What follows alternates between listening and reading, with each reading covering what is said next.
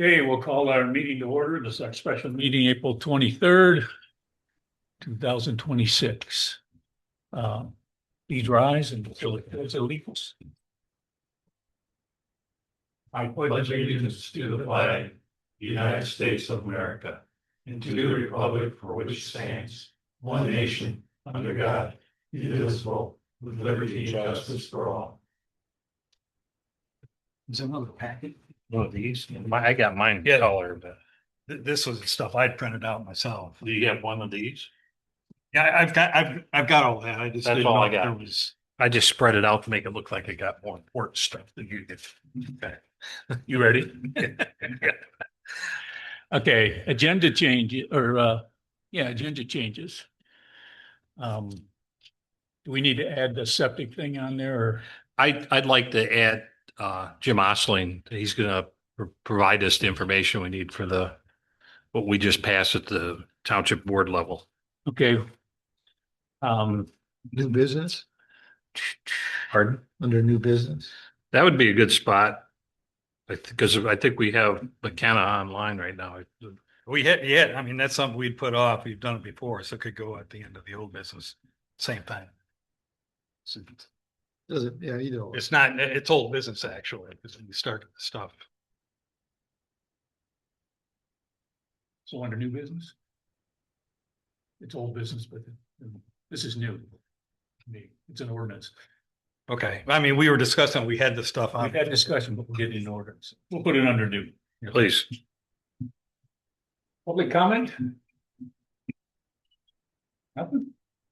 Not an attaboy or anything? Welcome back. I understand. Welcome back to the. Okay.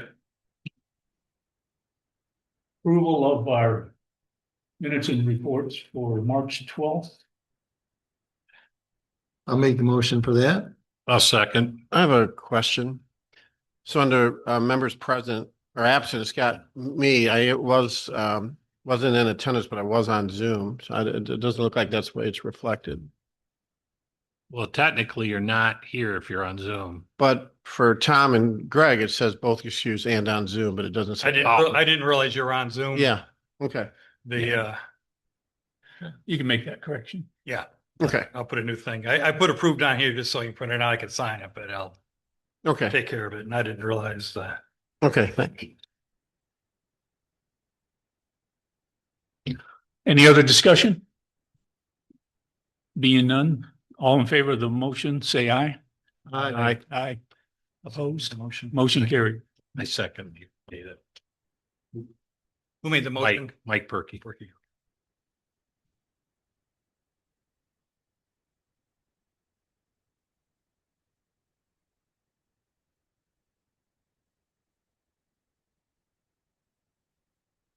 Okay, new business or current business, master plan update from McKenna. We've been reviewing the proposed future land use and implementation. And I had a note on there that we were discussing the industrial area located on Birch Road as something we want to address. Hi, Emily, you there? Yes, I am. Hi, how's everyone doing today? Doing well. Good. Thank you all for being willing to join us for this, special meeting and having the special meeting to further discuss the future land use plan. So when we discussed the future land use plan on March 12th, there was more discussion that we wanted to have. So we drafted some further discussion questions to help guide that conversation. So starting out with the residential areas, I know on page 1, there's that, that flow chart that you saw from the last meeting, kind of showing how the draft future land use areas for the current plan update, how that reflects, how that's changed from what is in your current master plan. So the first question with with all of these residential districts, we have included ADUs as a potential housing strategy for these residential districts. An ADU, also known as an accessory dwelling unit. So an accessory dwelling unit is a residential unit that's located on the same lot as a single family dwelling unit, and that dwelling unit can either be attached to the existing single family unit or can be in a detached building. And oftentimes some reasons why folks are interested in having an accessory dwelling unit on their property is one, as a housing option for maybe a family member to move in, or as a additional income opportunity to rent that unit out. So there's several reasons why folks may be interested in an accessory dwelling unit. But the first question is do you feel accessory dwelling units are appropriate in these residential districts? If yes, which ones? So we'll start there. Comment if. Go ahead. So I'm completely supportive of the concept of, more housing. I think that we definitely have a housing shortage here and across the state and across the country. However, we have a unique situation, in my opinion, in Gerrish Township, particularly in the watershed, where we have some very dense housing as it is right now. And I'm sure we're going to be talking about in the future about a potential septic ordinance. And one of the major issues of this septic ordinance is the density in our area and how close wells and septics are to living facilities. And I think I don't see how I could be supportive right now of an ADU in anywhere that's at least in the watershed. That's my concern. Okay. Anyone else? Thoughts? I echo the same thing. Especially the density stuff they talked about with 4 per acre. I mean, that's really, we have problems anyways, with the existing stuff on the lake and that. And then when you're on septic systems, it makes that much more difficult. And this is not the standard city urban kind of a thing where you expect stuff like that. It's handled. So I think it's a different situation here. And I did attend that that webinar they had for that on the housing stuff for the state legislation. I don't know if anybody else attended. I asked that question and directly, and he answered, was anybody considering stuff like for the rural areas that are like resident or, resort type communities? Mhm. And because that doesn't really match up with the current legislation wording they have right now with some of these type of problems. And he said, no, they weren't. But then he went on to echo a lot of the other stuff, similar stuff like we have right here with, the people aren't there all the time, year round, it's part-time, and the tax bases and all those other issues. So it was not the special situation like ours is not being addressed or broken out in the current legislation that exists. But Would I be correct to assume that lakeshore residential and rural residential would be like what we have as R1 and R2? Or is that an incorrect assumption? No, that's correct. So the Lakeshore residential is most similar to your R1 district, and would continue to support that district.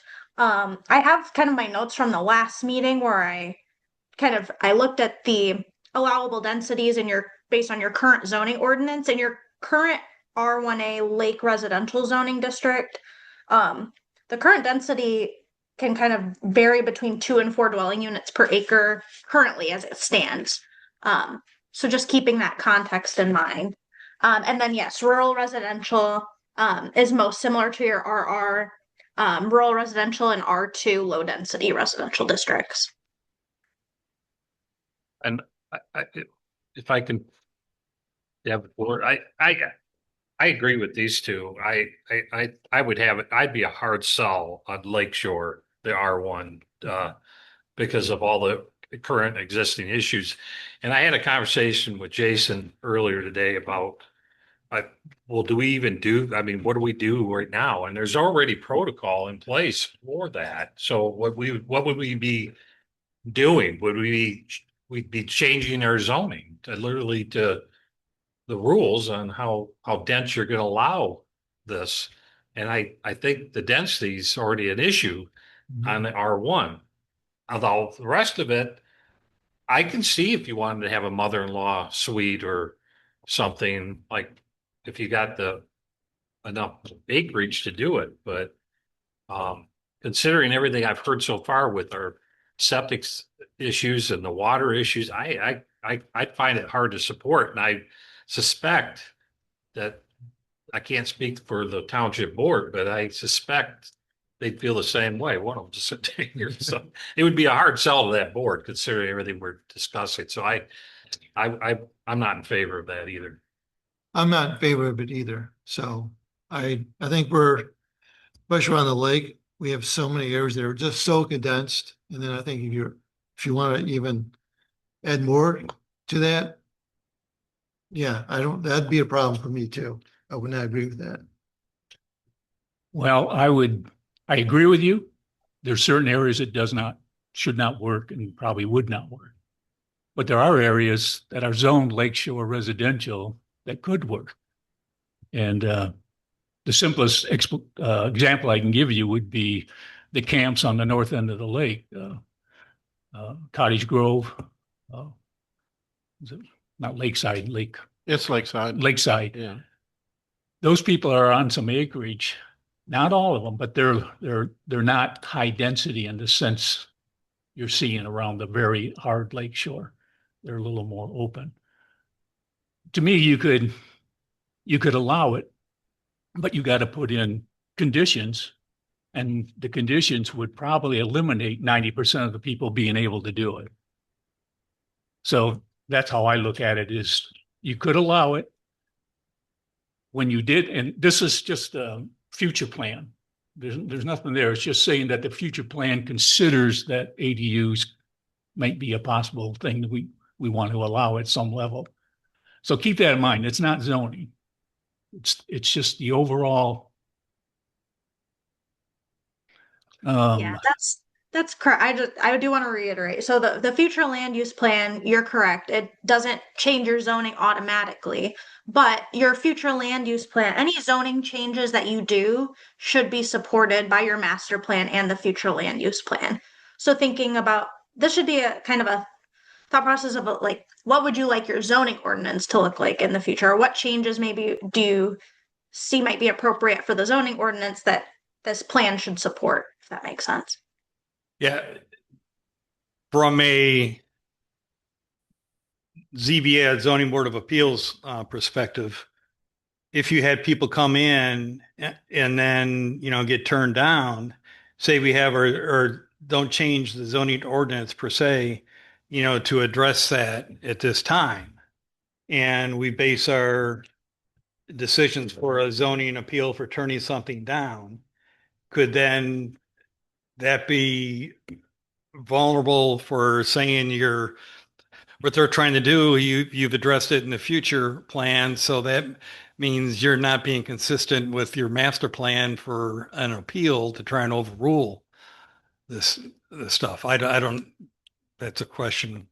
I think you're reaching out farther than. Well, here's a thought. Now, this master plan will be readdressed in 5 years. 5 years.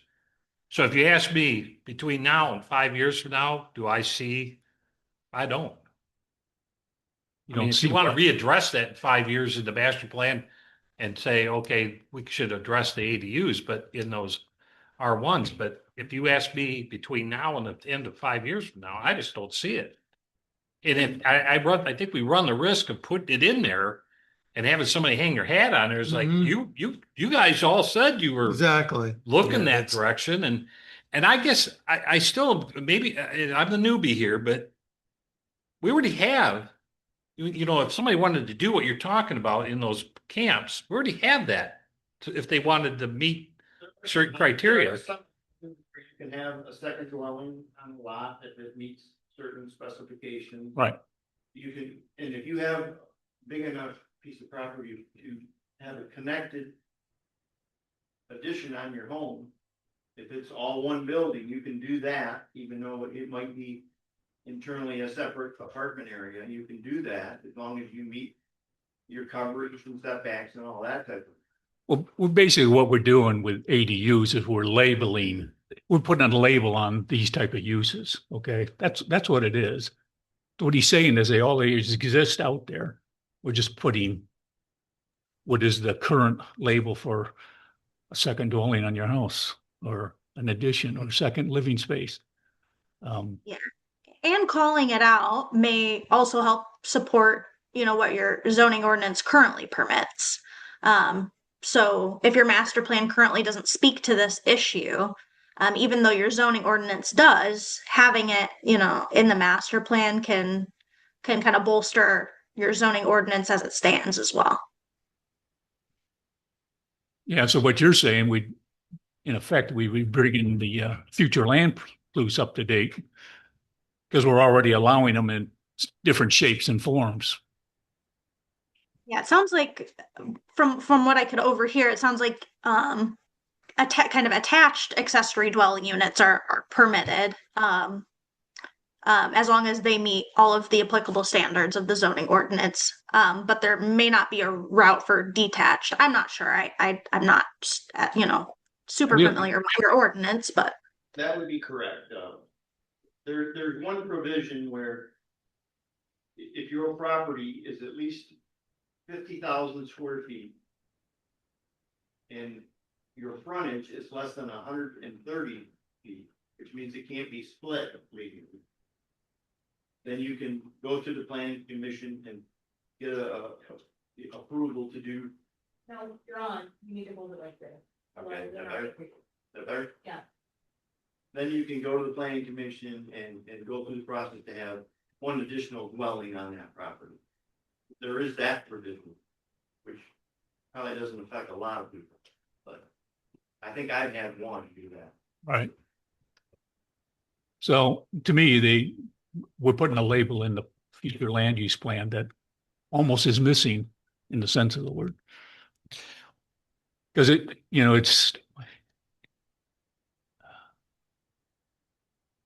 It's not that we're gonna be allowing second dwellings there.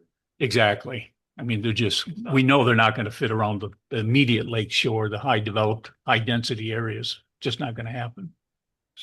I wouldn't be for that either. Doesn't sound like that's what you're.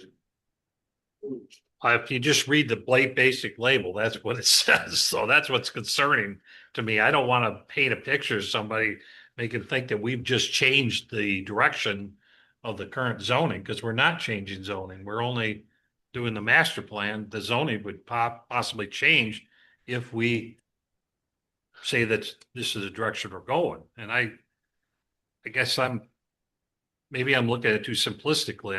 I don't know, but that part concerns me. Yeah, something else that we had talked about last time briefly, that, with the ADUs, does that open up a can of worms with the potential short-term rental unit ordinance stuff where people would then, try and find it as a loophole to abuse it and, do it for families and then end up renting the thing out on a short-term basis? Probably not unless we change our minds and I say we as the future board, because in 3 years, there won't be any short-term. Well, that's what I mean without having that. Well, if you did have a homestead. Yeah, and that's that the way something it like should be. here. If you got 100% homestead and you got a ADU back there, yeah, you I could could see turn it into, as the regs are, ordinance is written right now. If I have a PRE on my property, we're not going to bother you as long as you have a PRE. So if you end up putting an ADU back there, you could end up creating your own little resort and you've slid through past the ordinance unless they, change the ordinance. Again, if you need the additional income, all that sort of thing, it's like we're putting this heavy label on and we're just focused on one specific. To me, there's a bigger world out there and not everybody's a bad thing. Okay. I mean, ADUs could be a good thing. You need extra help. You need family. There's a reason they're being somewhat popular, It's tough out there. Short housing, like you just were illustrating. It's not right for everywhere. And the thing I've noticed is we seem to be so focused on the lake, we're ignoring the rest of the township to the point where you can't do it, period. I didn't say not to do it in R2. I'm just saying that R1's. I'm just saying, but then You're picking and choosing winners, and I just disagree with that because not every property fits your definition of where it shouldn't be. There's some properties that it would be okay that are in that district. So there's no harm in just leaving it, then just allowing the ADUs just to stay in there and just, no big deal, what you're saying. Well, Mm. just I if it's in the master plan, then that means we consider that we would allow it at some level, but it really hasn't been determined 100% other than what's already in the zoning ordinance. And if we wanted to tighten something up even from there, you could, you know, you would definitely probably differentiate between the different zoning classes, or I mean, If I So could, if, go ahead, Emily. no, I apologize. Go ahead. No, my only experience with ADUs is in Ann Arbor, where I have property. And it's quite detailed what it takes to have an ADU. They don't just say they're available. They've got all these restrictions, square footage of the property. It can't be in an R2. It's pretty detailed. We just say, I'm worried we just talk about ADUs and think it's open season. If we're going to do it, then I think we need to list what those restrictions are. But you're Agreed. talking about Ann Arbor has a infrastructure of a sewer and water, which that's what the state law that they're trying to push through. It's specific that municipalities that have city sewage and water. If they don't Mhm. have it, it doesn't, doesn't apply. And we don't have that around the Right. lake. And I guess I'm not trying to say you can't do that, and you can. I'm just saying that you have zoning for a reason because you don't want farm animals in the neighbor's backyard. You don't want my sewage in your well, and that's because of the proximity. And you have that.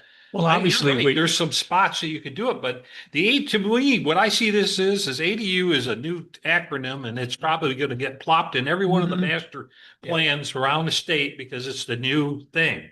And I It's- have a it's one of problem the with. it's one of the tools to address the housing shortage, which we have or we don't have. It's debatable. The thing is, Jim, we know we don't have sewer and water, so through the zoning, you're not going to allow an ADU on if it can't have its own septic and water treatment facility. Either it's got to tie into the existing one, so it's all going to get regulated. So if it doesn't work, they Not can't with do it. the current regulation, everything I'm seeing is bothersome. If you talk to Jim over there, he'll tell you that the health department will allow somebody to put in a septic system that's only 50% of what it should have been, and they'll call it good, and they'll allow that. So what happens when somebody tries to do an ADU and they're I'm a little short, we'll give you the 50% rule, and you just undermine everything we're trying to do to protect that lake. I disagree with you there. I think that they put some flexibility into their ordinance and their requirements because not every puzzle piece fits perfectly. You have to have some latitude, some give, some grace at some point. Is there a limit? Sure. But you got to trust them. I mean, they're the governing authority. It's like, but anyway, we're digressing a little bit. So if I may, Please. I think this was good discussion. I think it definitely highlights the challenges, just with the density around the lake. Are we comfortable at least maybe presenting a zoning plan and this map, the future land use will have kind of description around the categories. So we can add some language that you may want to explore in the future, the opportunity for large lots to allow this, but then we can focus more on the rural residential side of things and put be a little bit more explicit about including this in the future land use. So I guess I'm looking at it as a compromise and maybe a third way of we won't include it in the lakefront residential. We might add a line that there might be opportunities in the future to revisit this topic, and then we'll include it in the rural residential areas. And you'll still see a draft of all of that, so it will still be up for debate. But like as we move forward in drafting this, I'm I guess trying to make sure that our direction is aligned with what you think will be the next best step.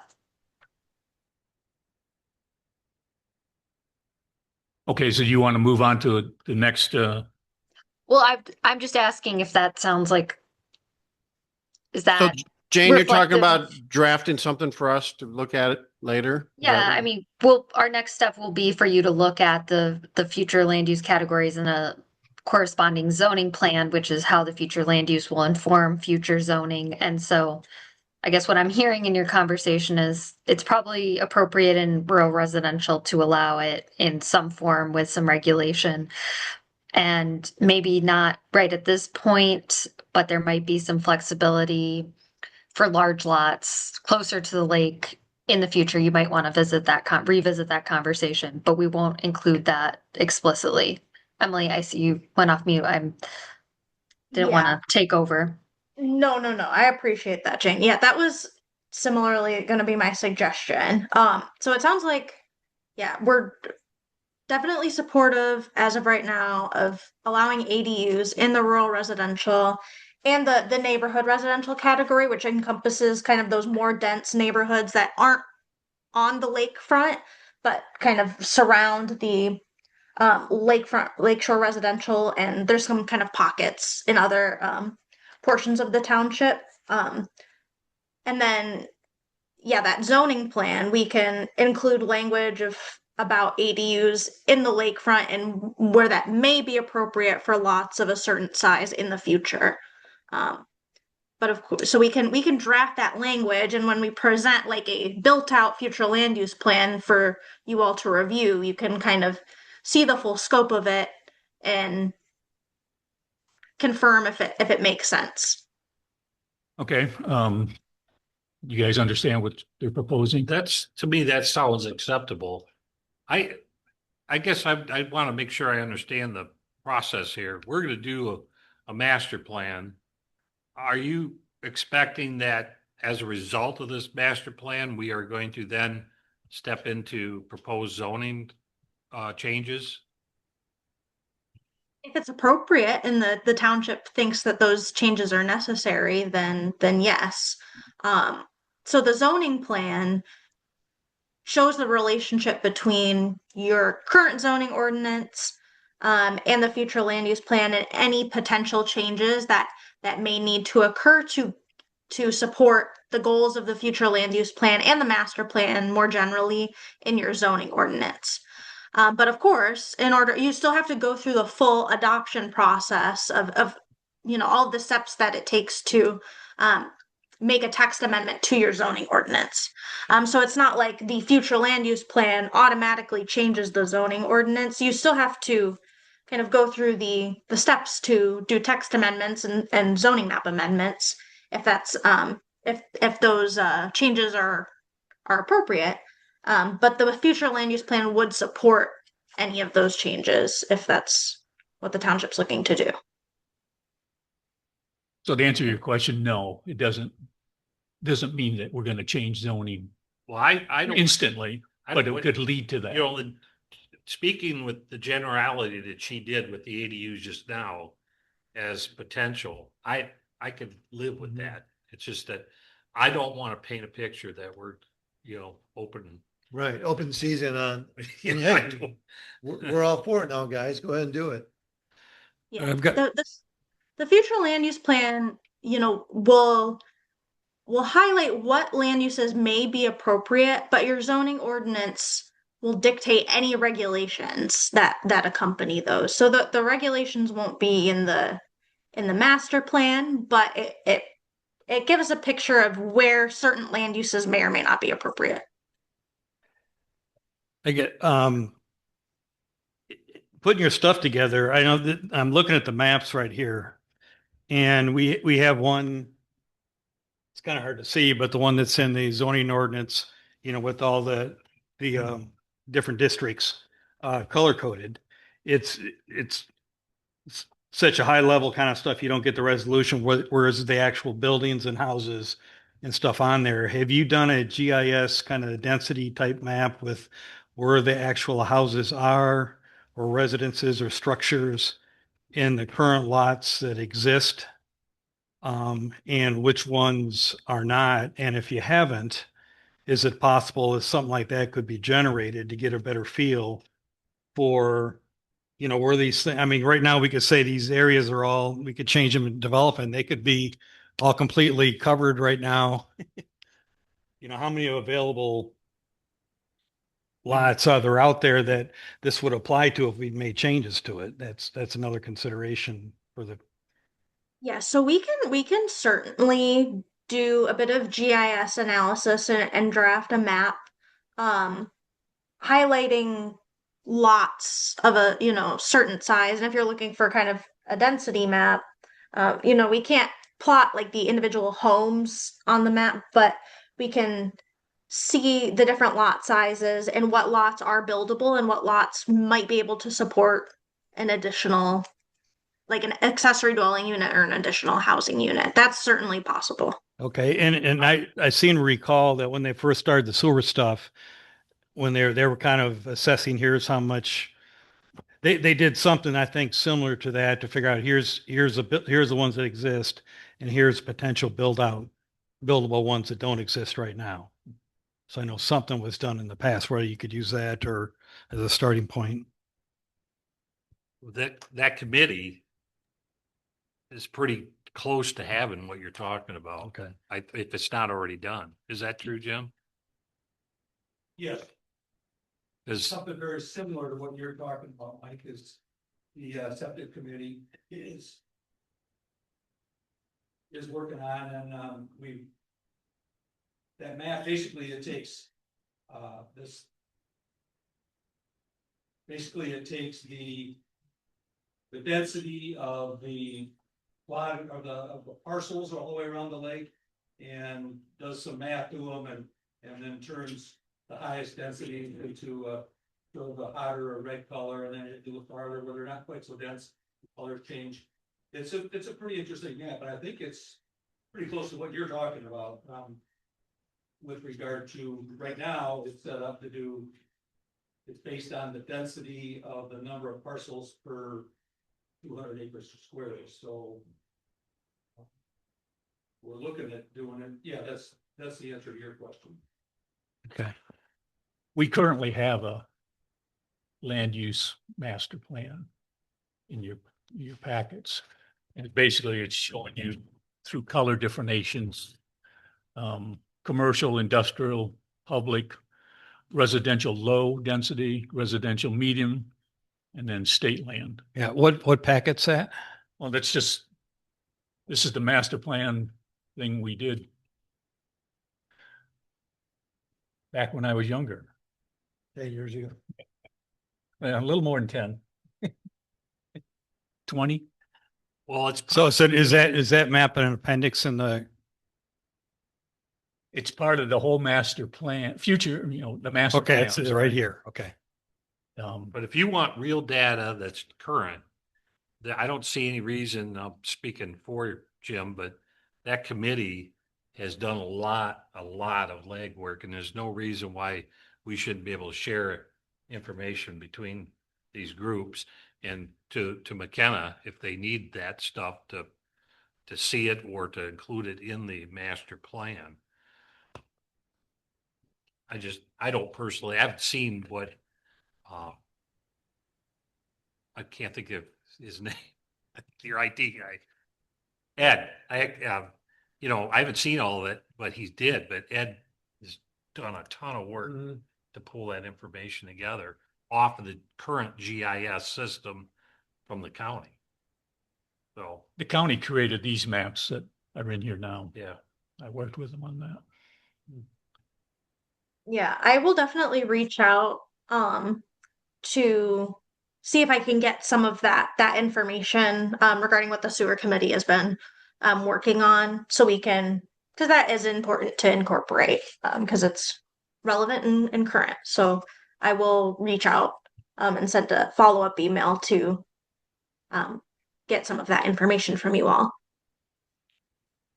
Let's try to wrap up the ADU thing. So you're comfortable with putting it in at the moment anyway, And it's everywhere still but the lake be a- shore, basically. yeah, sorry about that. It's still going to be a draft too. So Right, I'm yes, going I said. yeah, so we'll present just a more built out version that will identify that will kind of show the intent of each of these future land use categories, what land uses may be appropriate, and any kind of basic development standards that may be helpful to implement in the zoning ordinance in the future. Um, but if we're all set talking about ADUs for now, we can go on to the next question. Does that sound all right? Yes. Okay. Yes, go ahead. So the next question, so the current master plan has rural residential and conservation and recreation districts as kind of one district. So it's called residential and conservation. We felt like breaking these two categories out was important so that the intent of the conservation district is truly conservation. And then the intent of rural residential is to support rural residential and potential, agricultural land uses. So is the commission supportive of breaking those two categories out?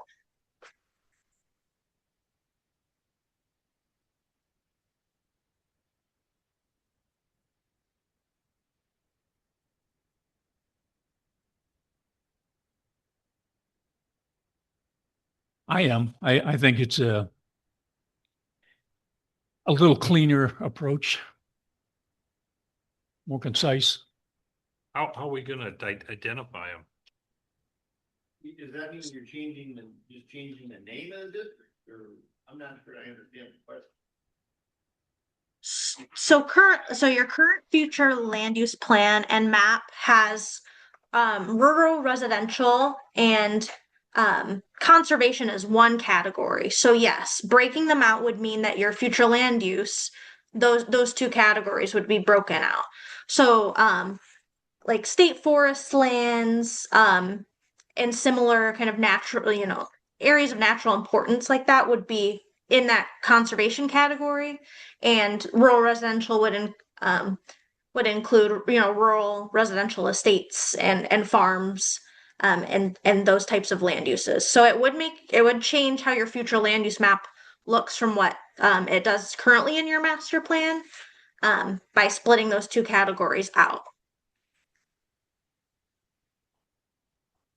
And Emily, you provided kind of a draft of that breakout with the map that was shared previously, correct? I didn't email it for this upcoming meeting, but it was in your packets for March. So I do apologize if I neglected to send that map. It hadn't changed from the March meeting. But I can follow up with that map. I can send an email out and you can see how those kind of categories are broken out. So the kind of the state forest lands, campgrounds, those types of land uses are now conservation and recreation, and the residential uses that are rural in nature are classified as rural residential. But it encompasses the same set of parcels that the combined category did previously. It's not like parcels are being kind of taken out of that and reclassified or expanded. It's just kind of breaking those two categories out so that the intent of the conservation district is conservation. This is what she's referring to that came in the March packet. This is showing Yes. the breakout a little bit, the separation. So you So- should have that I couldn't find. in your March packet. It was like the last page.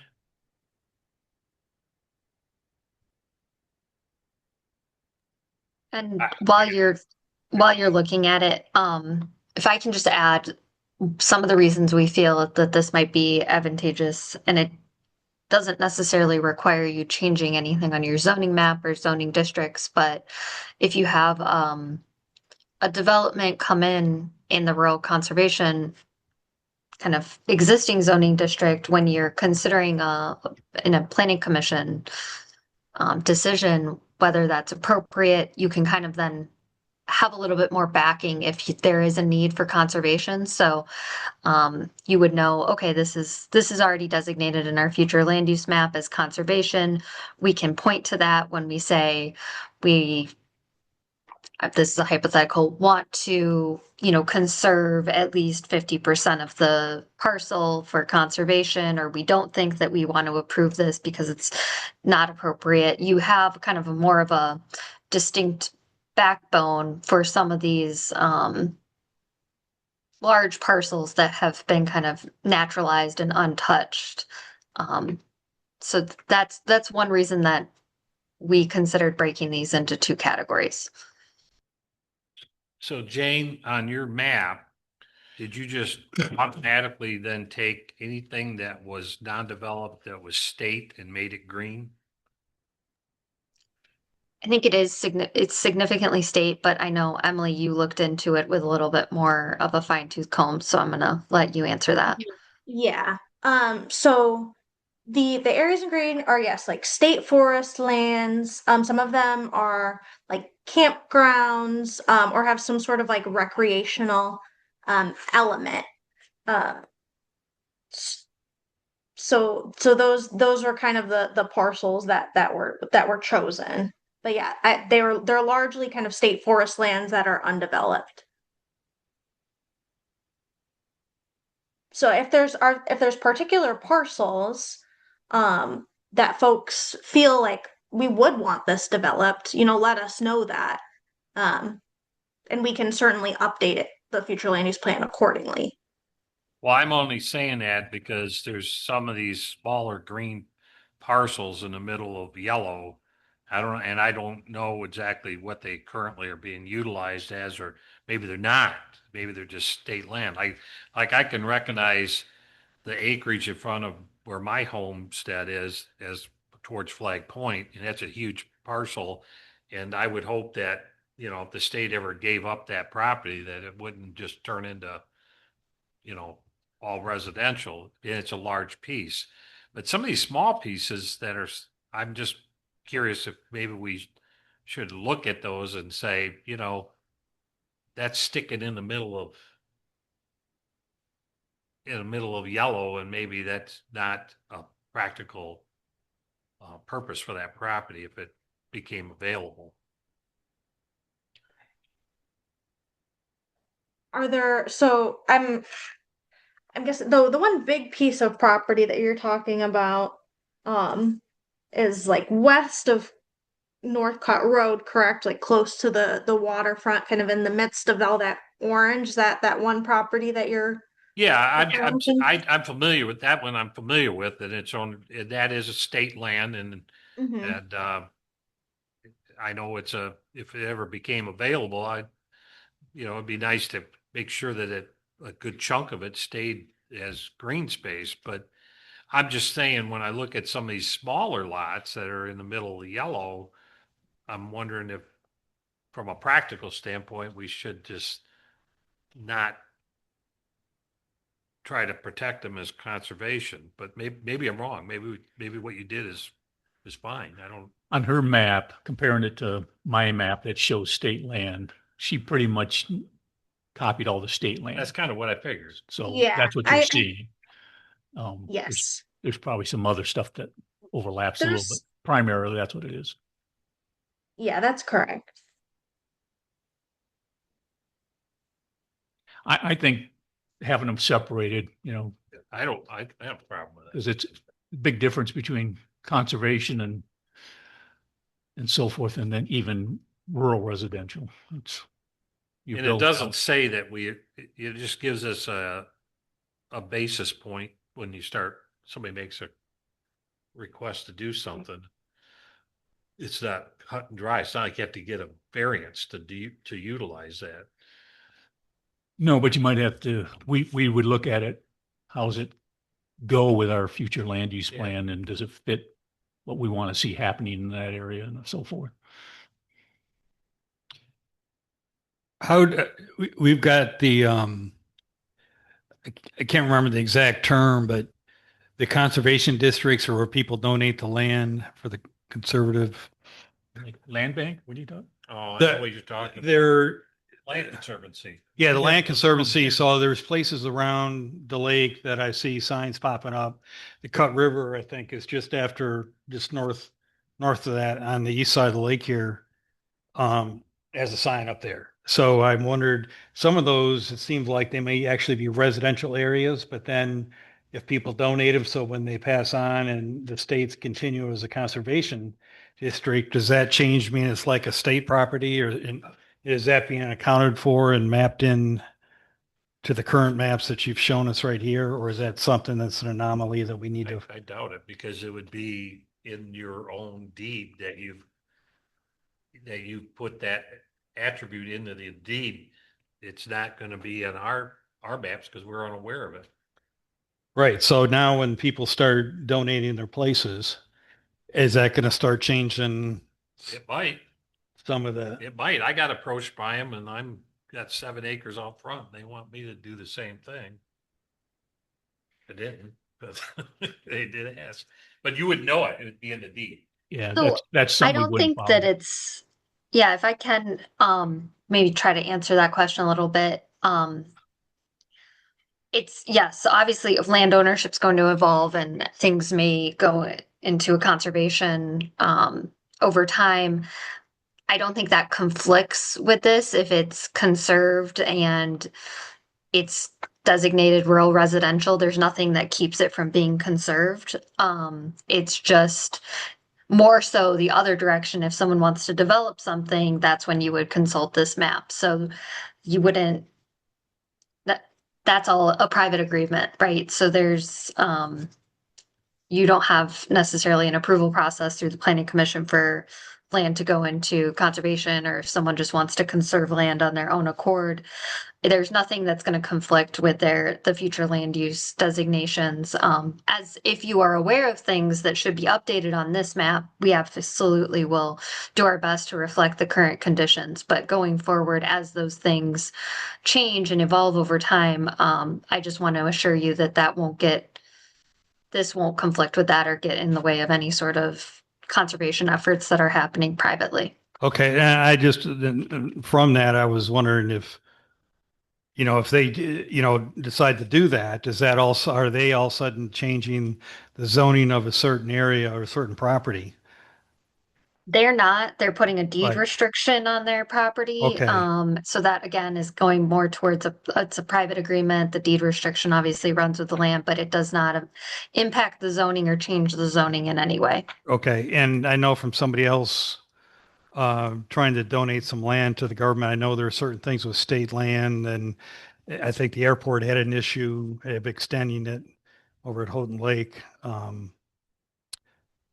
Anyways, there was some factor of percentages when you do like the state property and state land, and then he was trying to donate part of his property so that the state could then swap out that percentage wise and do some extensions. They didn't, it got done, but I guess what I'm driving at here, are there any restrictions or some of these areas that are currently designated, are some of them, is there some form factor that's factored in that says you've got X percentage of these properties and stuff are designated as R1, R2, and when you change something, then that may put you close to a threshold. And then if the conservancy stuff, starts donating things, does that all of a sudden potentially change some form? If there's no formulas in there, then it's not an issue.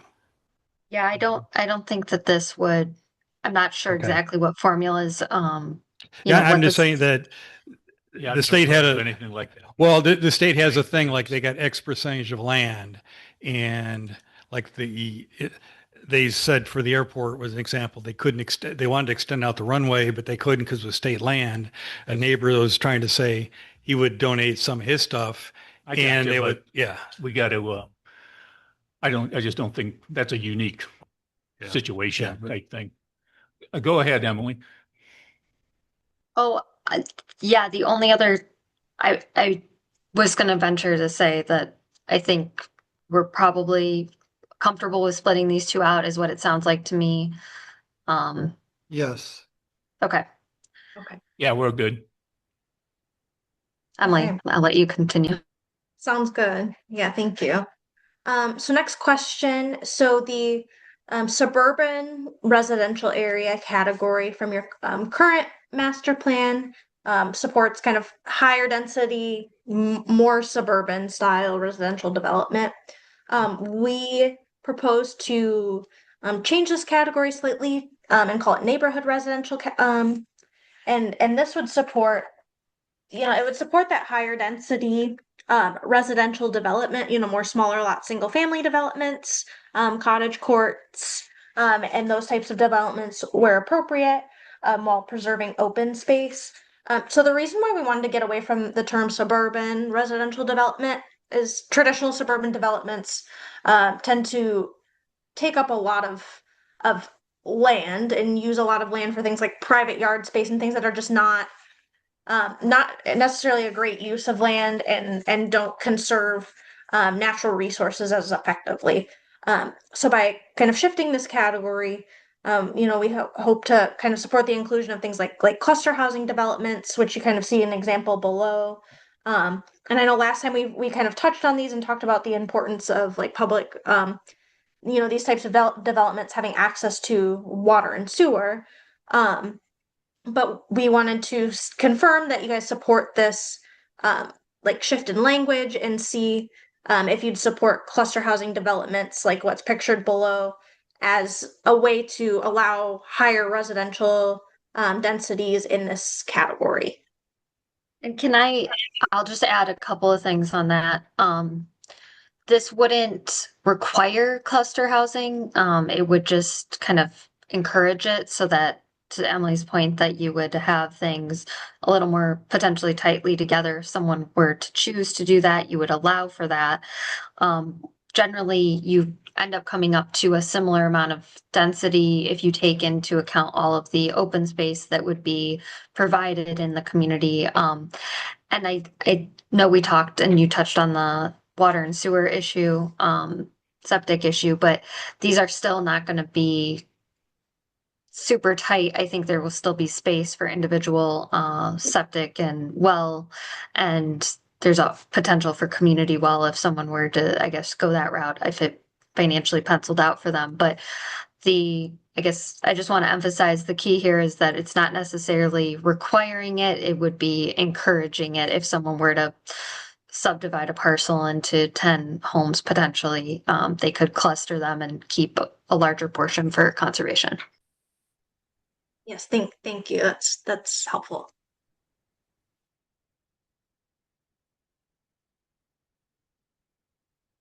Works for me, so I don't know.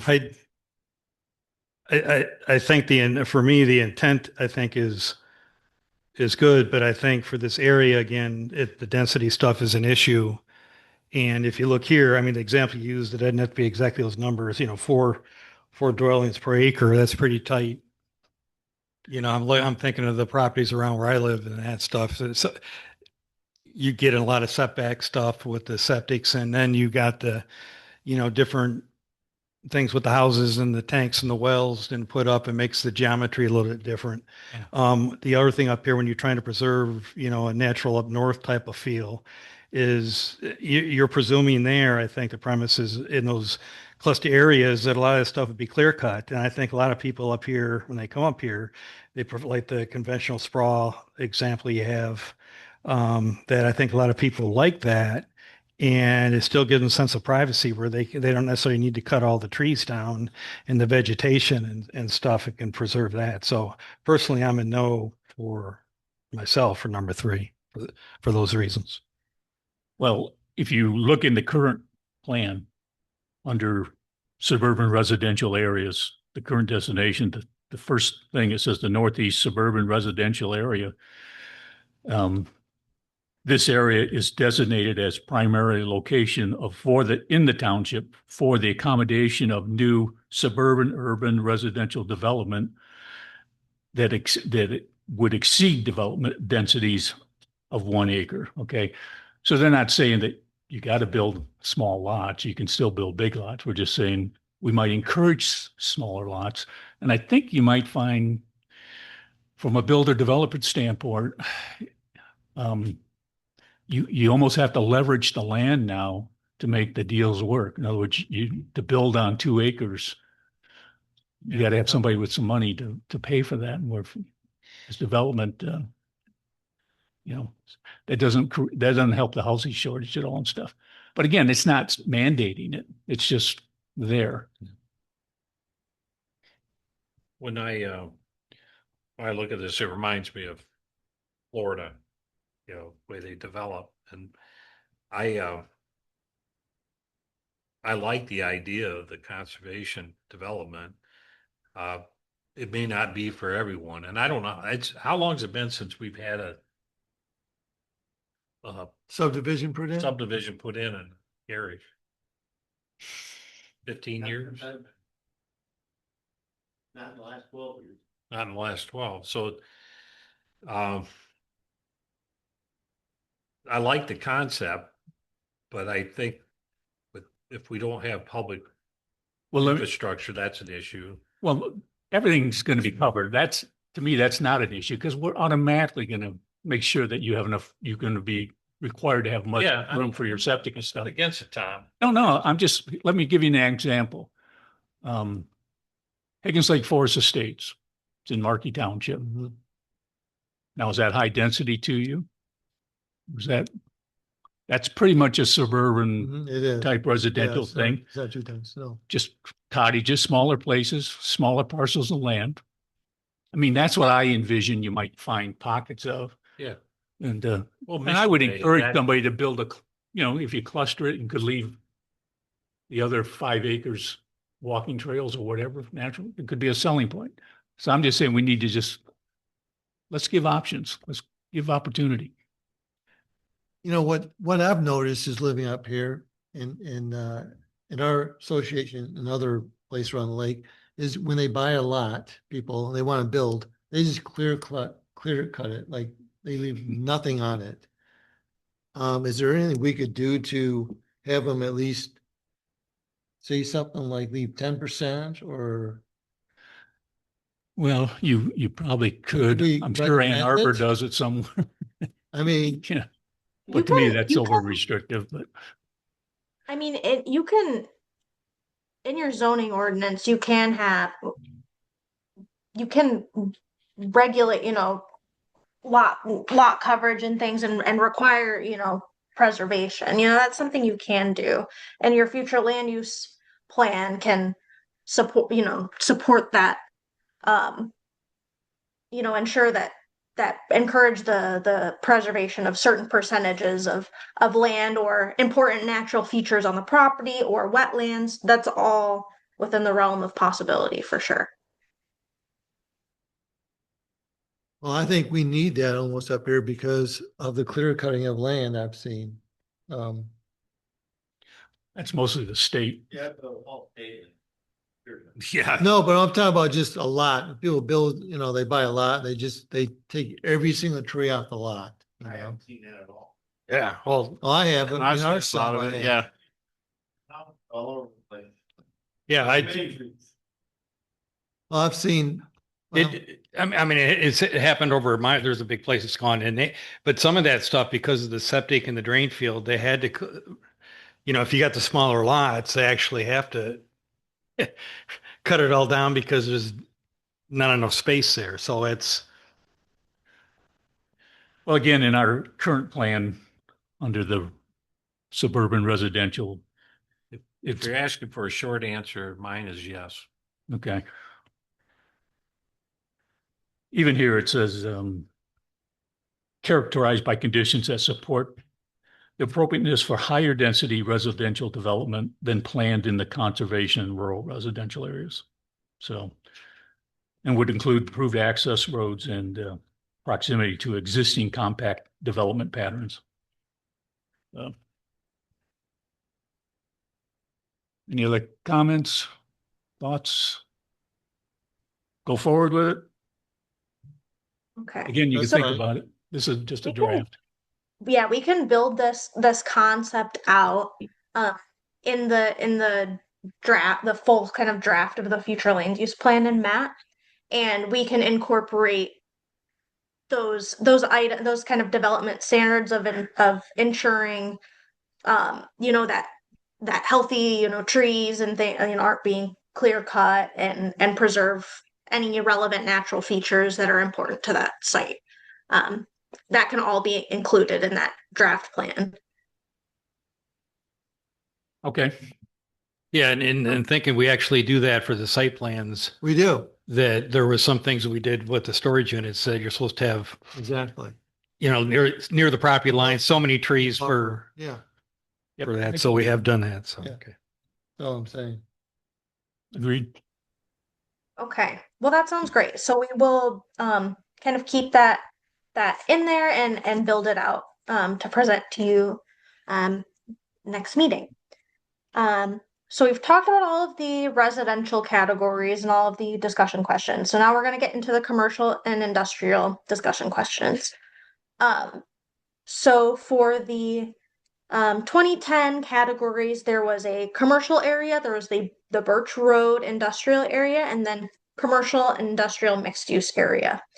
So we proposed to kind of consolidate these and change them a little bit.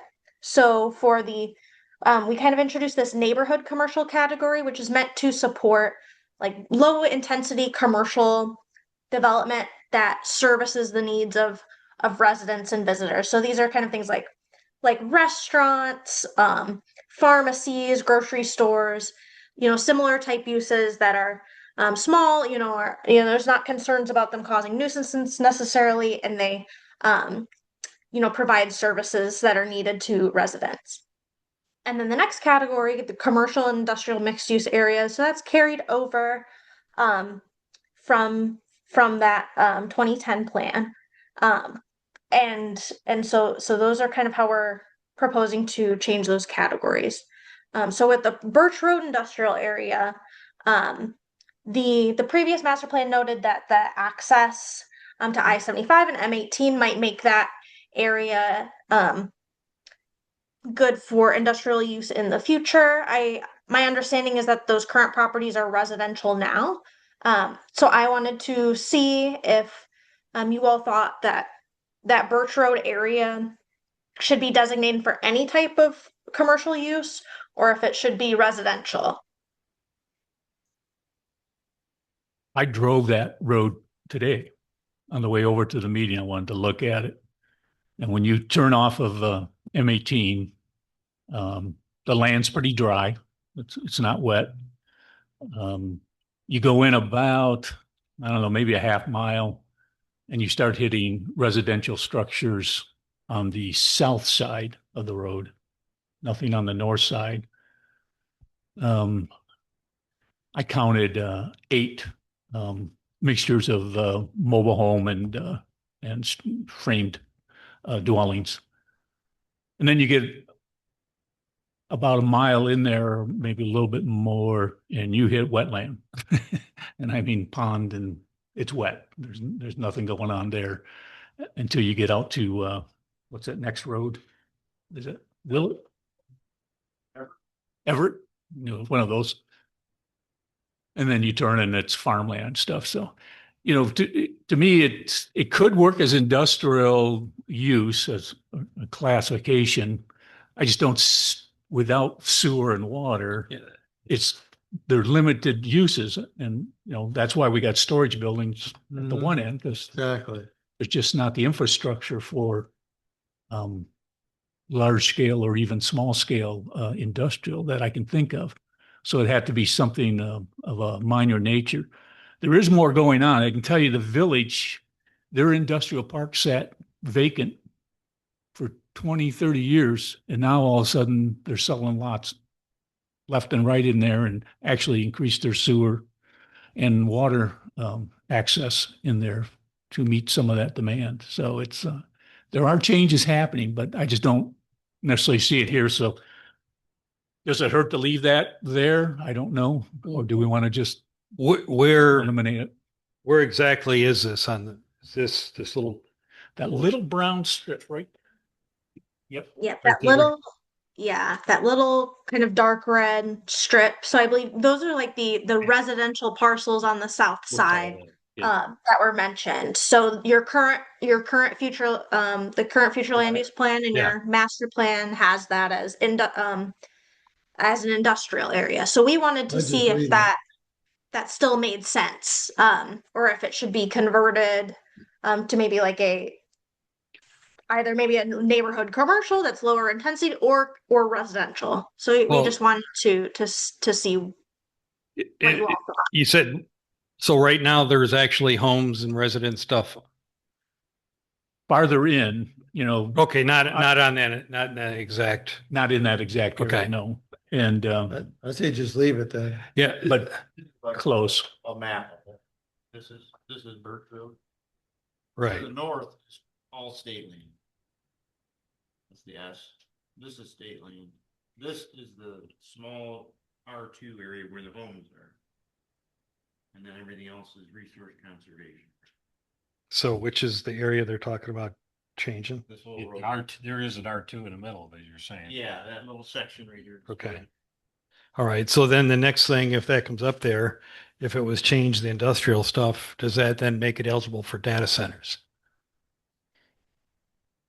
Possibly. Which then, So I mean, as far as data centers, I don't know if your ordinance speaks to them at all.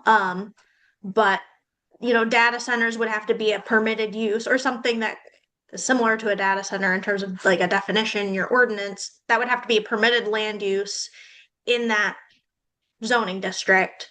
And the development would have to meet all applicable standards of the zoning ordinance in yeah, order to go. well, yeah, but with this new, with the Credo and some of the other stuff, some of these things you get, if you got your stuff zoned there, the state can basically, without any say whatsoever, demand that, hey, this is going there. And that's something I personally would want to prevent from happening. If you don't change it, then. You know, I wasn't here when that was done. You were part of it. So maybe you know some of the logic of why that was there. I just wonder if it was like, hey, you got to put some industrial in there. Let's pick a spot. And, That was pretty much it. okay. So, when I look at the industry of Gerrish Township, I think of tourism. I don't think of widgets being built. And I know we have commercial property, which that's a little bit different because it's there to support the residents. It's not really commercial in the sense of industry where you're building something. And with that thought in mind, I wouldn't have a problem with that being painted yellow and being done with it. I don't see a practical purpose for leaving it there, and it does potentially leave somebody to believe that we're trying to create an industrial park, which I don't think that was the intent. I don't think that's, and I think that You're the most only one people that's had were- that thought. Yeah, well, No, it was just, we looked at areas where we thought commercial might be appropriate, where it might develop out. And obviously it's the I-75 corridor. Yeah. And that was an area that was relatively undeveloped and still is. And it's state land. They could come in and offer the state enough money to develop it. And it's actually pretty isolated. There's not much around it. Was not hurting anything by leaving it. I don't think there's an issue leaving it, but that's me.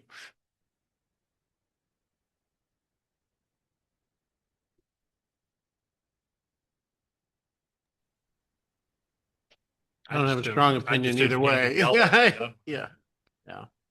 personally, but that's, Okay, well, maybe, so maybe what we can do for this, it it kind of seems, and correct me if I'm wrong, it kind of seems like the sentiment is maybe, I mean, it seems like overall you guys don't see industrial or commercial like in that strip in the foreseeable future. Um, at least from Okay. the understanding of the conversation I'm hearing. So maybe for the time being we can change that to rural residential. Um, but the commercial and industrial mixed use areas, the neighborhood commercial, those are still categories that other parcels are assigned to. So those categories will be built out and you can get a better understanding of appropriate land uses and development standards and maybe kind of reevaluate and see, okay, well, maybe it is okay to leave that area as commercial, industrial mixed use, or maybe convert it to rural residential. But I'll convert it to rural residential for now, and we can revisit when we have the built out draft plan. Does that sound good? Yep, to me. It doesn't really matter. Whatever you guys want to do. I mean, is that gonna? We can Well, identify state land as being maybe industrial, can't we? I mean, yeah, you certainly can if that's what you'd like to do. Well, I'm just saying in that, Gaylord, right? I'm looking at that area right now and I was reading it wrong. Those residential that's parcels the that are concern. developed are directly across from the brown. Comes in, state says. They're actually the brown part we're saying We're would gonna be change it. industrial and they're already developed residential. So So then, Right. if we were to show that, we'd actually move it to the right up to the M18 road and I'd put I it on the see. north side of the road. If we were going to pick an area to label. So you okay. that So makes sense. just for my clarification, so that large parcel on the north side of the road adjacent to M18, you would consider seeing that as commercial and industrial mixed use. But the existing residences convert that to rural residential. Am I understanding that correctly? I think so. I think you said it right. Yeah, I wouldn't do the whole parcel, not all the state land. I'm just talking the stuff along Birch Road to the Okay. north. Just gotcha. And the first, that first green square, I don't know what size that represents, but Yes, I think I'm understanding. So yes, we can certainly do that. So I will make that change and we can kind of evaluate it from there. yeah, I mean, anything we can get that would provide jobs in this area is beneficial. I mean, anything that, that is beyond just a service uh, job. We do lack in that, and that's one of the reasons our population's aging out and so forth. Is we just don't have any opportunities to Yeah. stay here and create a career. And even if you had a data center, that would provide jobs. No, not many. And that's a problem because the solar, it does. For I don't construction. want to get into that. I'll take that back. Okay, that's not what I wanted to stir up. So Yeah, let's not go down that. let's not go there. But I'm just saying, Good call. development is development. I like what you suggested, though. Yeah. Okay, so do that, Emily. Okay, that sounds That like a makes plan. sense. I think it makes sense to have some more commercial just in case. Okay. I think that sounds good. So I can make those adjustments. Good job. Can I add a comment? I like that. Of course. It looks as though the brown lots are kind of inboard a little bit from M18. But if you go back to M18 and then go down to the south, there's a lot of open land down there that looks in one of your maps where you have all the green and yellow and so forth. There's simply some green land down there that is actually, it appears to be right on M18. It would seem to me, now I haven't been able to look at the property, so I don't know what the ground really looks like, but it would seem to me like it would be more advantageous for an industrial area to be on M18 rather than on Birch Road. So I guess my point is, if we're talking about taking it out anyway, I'm not sure it makes much sense just to flip it on the other side of Birch Road. But if we wanted to put it on M18, I think that that exposure makes a difference. Pardon me? Yeah, I agree with you, Greg. You could easily do that, make it run parallel to M18 as opposed to, I thought that's what you said.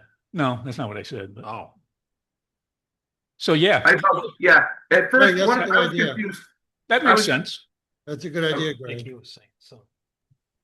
Okay, I can do that. Have it as kind of the area that's parallel to M18 as opposed to the area that's parallel to Birch Road. And to confirm, but I didn't. would you see like the parcels in the southeast corner here along M18, this kind of big green parcel and these smaller yellow parcels, would you see any of that along M18 as part of that area as well, or just that area along Birch Road and M18 right there? Yeah, I'm seeing it further down, like the area almost immediately east of where Marl Lake is. There appears to be a large green block there. And as I look at that from an aerial photograph, it seems to me like there's nothing there right now. So if we're going to put some industrial footprint there somewhere, I think being on M18 makes a lot more sense than being on Birch Road. Okay.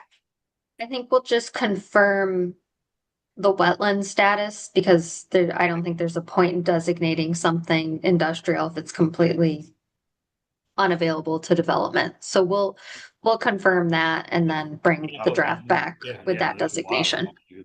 Yeah, that makes sense to me too. I just can't tell that from this aerial photograph. So Yeah, a lot of that southern east portion of the township, you got the Cut River that goes through there, and there's a Campo place down there, which is kind of like an unofficial campground with the stuff, but there's a lot of water and mud. I mean, it's The farther south you go, the more wet it Yeah. becomes. And I think you're right. the less chance you're going to convert state land by filling in wet areas. You're better, odds are better north of Birch Road. That's drier, that sort of thing. And that's closer to 75. I just stay with that area. Okay. Well, that sounds good. So definitely the area along M18 and Birch Road, will convert that to commercial industrial mixed use. We'll look at some wetland maps and see if that area further south is appropriate or not. Perfect. Okay. Okay. Wonderful. Now, our last question for you all tonight. Thank you all for your feedback so far. This is really helpful. But our last question, for the neighborhood commercial. So we want to ensure that, the uses that go in here are low intensity, but also the design of the buildings and the site reflects the rural character of the community. So we wanted to see if you would support any commercial design guidelines for the neighborhood commercial future land use district. So examples of things that might be included in that are building materials standards. So, permitted or unpermitted building materials, window size and transparency, architectural features. Those are all things that can be included in commercial design guidelines, and they can be guidelines and not requirements, of course. But we wanted to see if you would support anything like that in the future land use plan. And I think one thing I just want to emphasize, and Emily ended with saying their guidelines, that this doesn't necessarily have to be a zoning code amendment. It can be broad. There might be interest, I know that the Dollar General is kind of outside of Gerrish's boundary, but it's sometimes advantageous to be able to have things look a little bit more,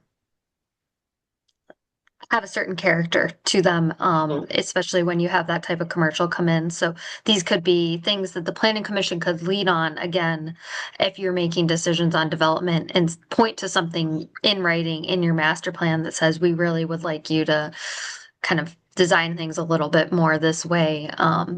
and give you a little bit more of a backbone if you wanted to make that kind of input on a development. I think that's an excellent idea. And we did do some of that ourselves with those storage units we put in. We also did have them go with colors that were more earth tones than like a navy and white that they want to go with or something. There was, I think, an effort by a select group of people within the last couple of years that were talking about these districts, or kind of like doing a little community center, kind of like the, Frankenmuth or Yeah. Gaylord. I can't remember. Yeah. There were, like, I mean, because we've got a couple on the west side with where the old bank was and the food store, and you got the hardware store over there. It was kind of a little mini city that's kind of disappeared. But they were talking about, could they do some communities like that and where they'd have a certain design. It'd Well, be you're talking about like a theme of some type. yeah, Sure. and that's why I just know that there were some groups, I think, that came to the township board and talked about. I wasn't part of any of those discussions, but I was approached by someone who had that idea. there, Yeah, I know, yeah. I know that idea exists Right. with some people out there, and they were trying to get it, and I think they kind of got pushback from Well, why don't we have, Emily, why don't you draft something up along those lines in just general so we can kind of just look at it and see if we Sure. think if we need it or it's appropriate. Yeah, we can certainly draft an example of what that would look like in your future land use plan, for you guys to review and provide feedback on. Yeah, I'm sure the wording's going to be the key to it. Yeah, Thank you. that sounds great. Okay, well, we will do that. Did you, I don't know if you skipped this or it's not a part of the thing, but you had the new public institutional. Oh, Is that yes, so, that's just identifying the township hall and various yeah, school. that, correct. Yeah, my apologies. Yes, yes, my apologies for skipping over that. So yes, that new future land use category, we wanted to have a future land use category that supports, the public uses like township hall and accommodates those, but accommodates any, current and planned public uses. Yeah, it looks like you've You caught got most core, of the public schools, township, that's all the government agencies. Core. Yeah, core, yeah. Yeah, I see core and I see. Yeah. Yeah. Okay. Yes. I think we're okay with what you, Yep. Okay, awesome. Okay, so that's all the discussion questions we have. So as far as next steps, so we're going to implement all this feedback and draft a built out future land use plan and make some edits to the map that we went over in March based on the feedback that we've received tonight. And this will guide, the building out the rest of the master plan draft and the implementation plan. So I did want to get your guys' feedback on kind of scheduling, I suppose. So I understand the next planning commission meeting is May 8th, which will be here before we know it. And we can't build out a full draft of this before the 8th, but we can provide some updates for that meeting. Or alternatively, if you wanted to do another special meeting at the end of May or beginning of June, we could have a full draft for a more full draft for that meeting. And I believe Jane's able to come in person if that's something you're interested in. So the two options are we can have a less built out version to go over for May 8th. And then for your regular July meeting, we'll have kind of a full draft of the plan.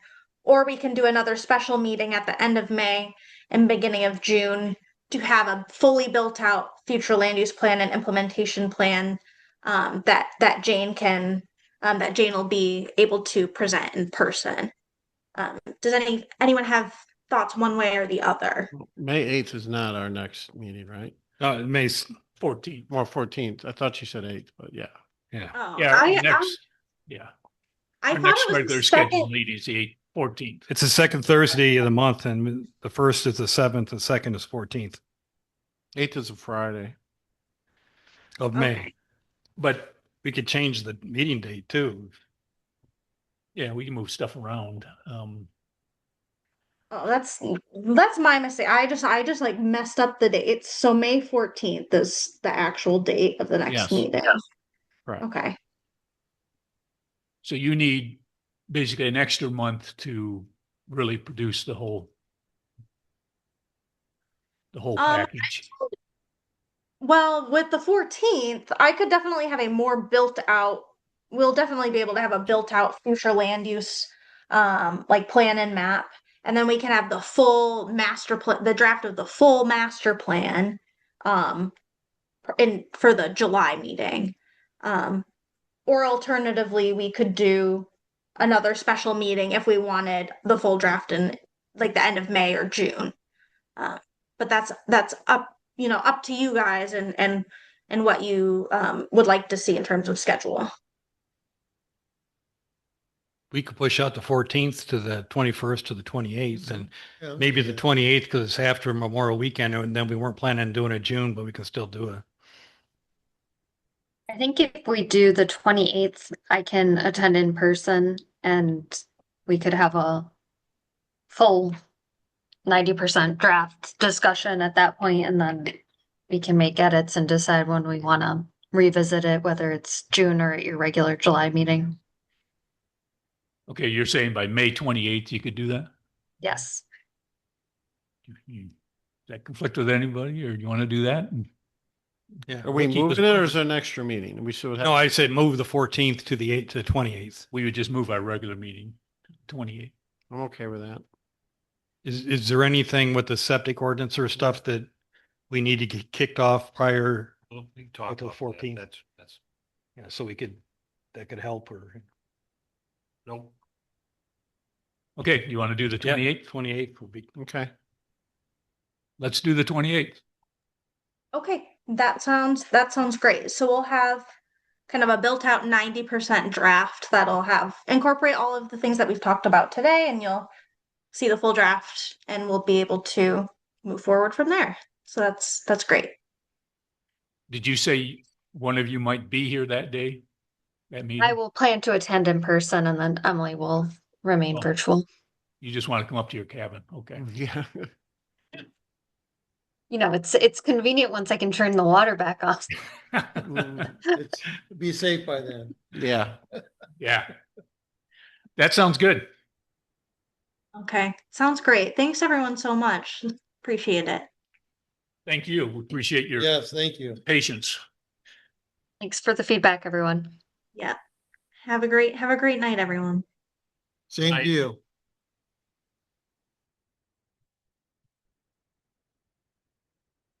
Okay.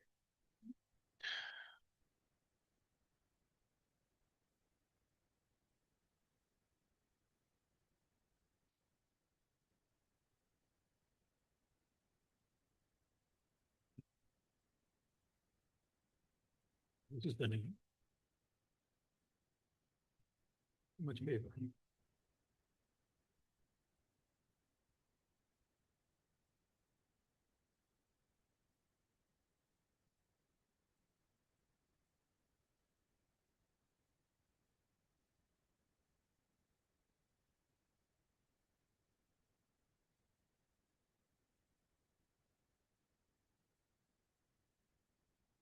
You need a break, or you ready to soldier on? Let's do it. You can press. that's peanut gallery over there. Yeah. So let's roll. Something new and exciting. Jason or Jim, whichever one.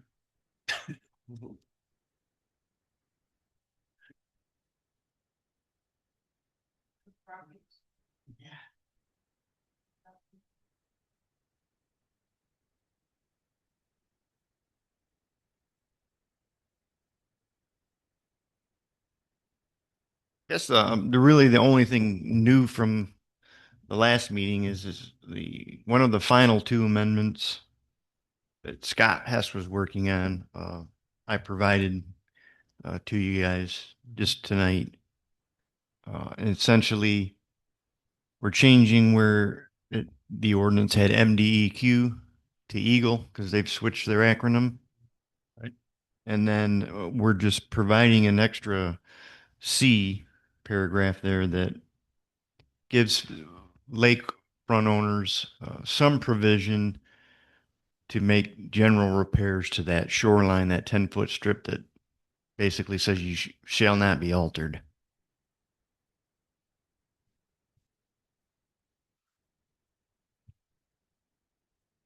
So they would still need a pull permit or not?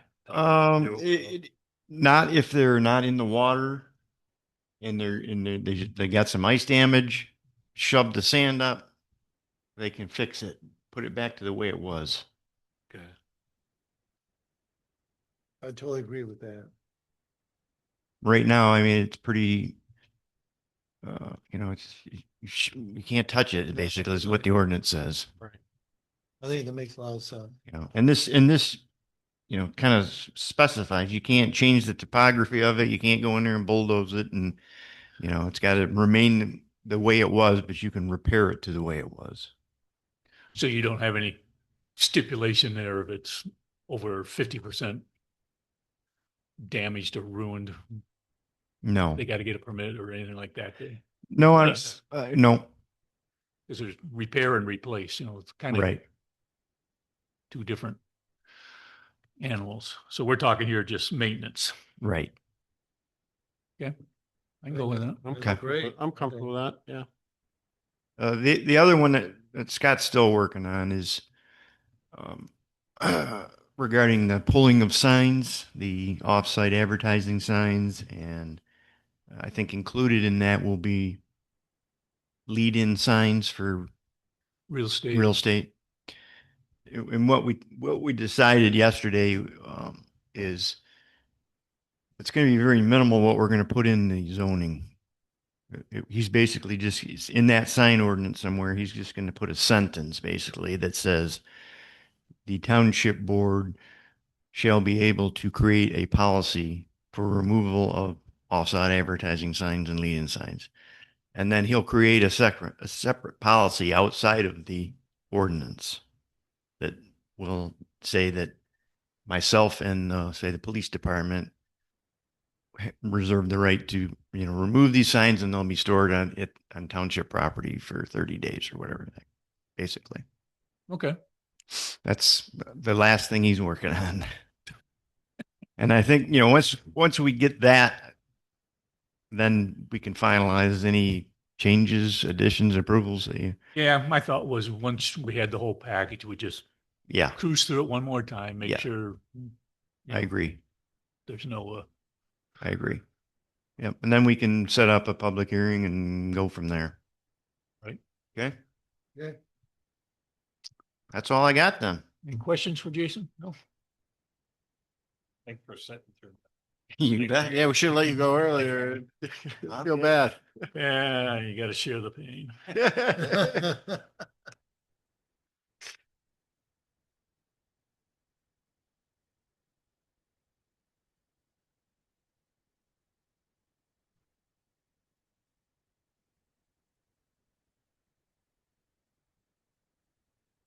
Hey, Jason, here's what.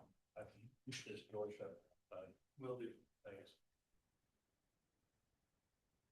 Okay, Jim.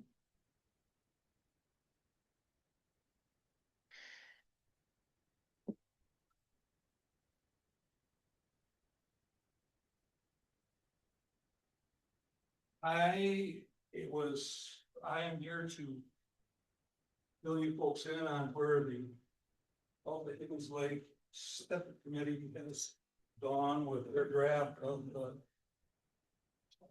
Can't pull it. septic ordinance. Thanks. Very much a draft, very much proposed. Yeah, I know, right? Jesus. Yeah. I was gonna print it on both sides, but this felt a lot heavier, so it felt like it was.